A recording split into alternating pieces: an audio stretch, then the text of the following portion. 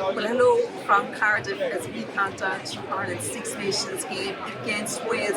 Cian, the place is buzzing already. There was a band playing there, it's just off. The place is absolutely buzzing, and it's a few hours before we go. I know, the party just seems to go on constantly in Cardiff, and it's such a unique stadium, Sinead, isn't it? Like, I mean, obviously you have the roof, you touched on it yesterday, it's so unique in that regard, but the fact that it's like smack bang in a city centre, surrounded roads by... are closed off. It's just like, it's what you want, isn't it? It feels like a big Six Nations game as well. Once again, the amount of Irish around is just phenomenal. When I was walking out to meet you just now, I heard a couple of Welsh fans talking, and they reckoned if Wales were to pull off the win today, it'd be up there with one of their greatest ever results, which really kind of put it into perspective for me. So it's set up for an ambush because, like you said, Ireland, the pressure is all on Ireland here to get what they need, and it's a bit of a free shot for Wales. And if we need a reminder of how bad things can go in Wales, we saw last night the Irish under-20s losing to the Welsh counterparts. Yeah, really disappointing for the Irish under-20s, particularly, like, you know, there's a lot of talk around Wales, the lack of talent coming through,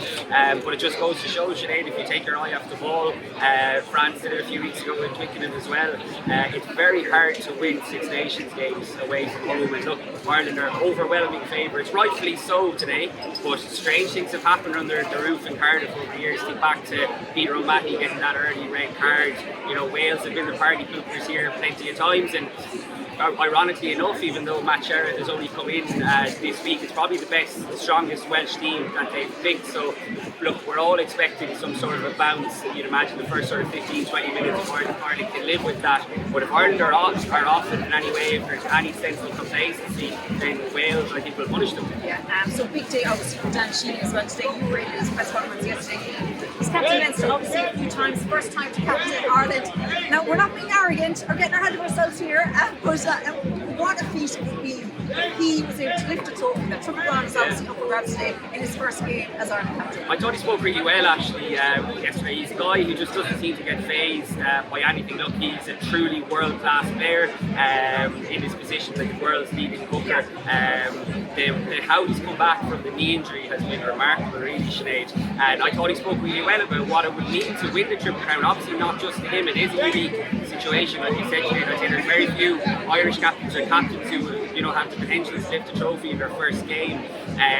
But Dan Sheehan is so highly respected and true. You touched on it there. He's actually captain Leinster twice.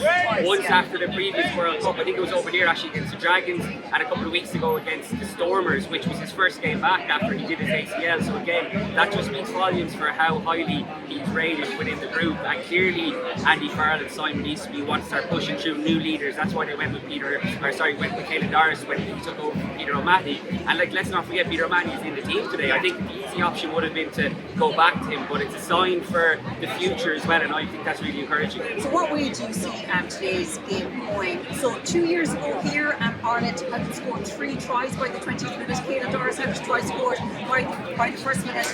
Wales are going to be absolutely hell-bent on staying in this game for as long as possible, and they will want to get out to just a good start. Yeah, look, a good start doesn't guarantee anything, Sinead, but it's definitely half the battle, and for a long time that was Ireland's calling card. This team was starting fast, like think back to the New Zealand tour as well a few years ago. But Ireland were slow to traps against England, you know, and England punished them. They weren't good enough to hold on to the early lead that they built. But on the flip side, Ireland were outstanding and basically killed off the game early on in Murrayfield last time out. So I'm sure that's what they'll be looking for. You know, I'd say Jamie Osborne would like to get into the game as early as possible. He's surrounded by plenty of experience, whether it's James Lowe, Matt Canson, Robbie Henshaw, Gary Ringrose in midfield. And what a day it's going to be for Sam Prendergast as well, having his brother on the bench. It's such, like we were talking about Dan Sheehan being a unique situation, but we shouldn't gloss over the fact that there's 2 brothers playing in the Six Nations. I know it's been done before, the Wallaces, the Hardys, but it's such a special day, I think, for the Prendergast family as well. And look, we've spoken at length about Sam Prendergast, but what an opportunity it is for Cian, because I don't think a lot of people would have seen him coming onto the bench. He's after getting the nod ahead of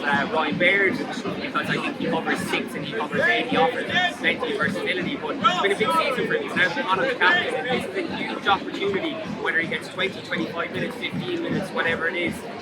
He needs to take this opportunity as well as we watch the referees walk in. Oh, very good. And the band has started. Okay, well, we're going to be back with the podcast after today's game.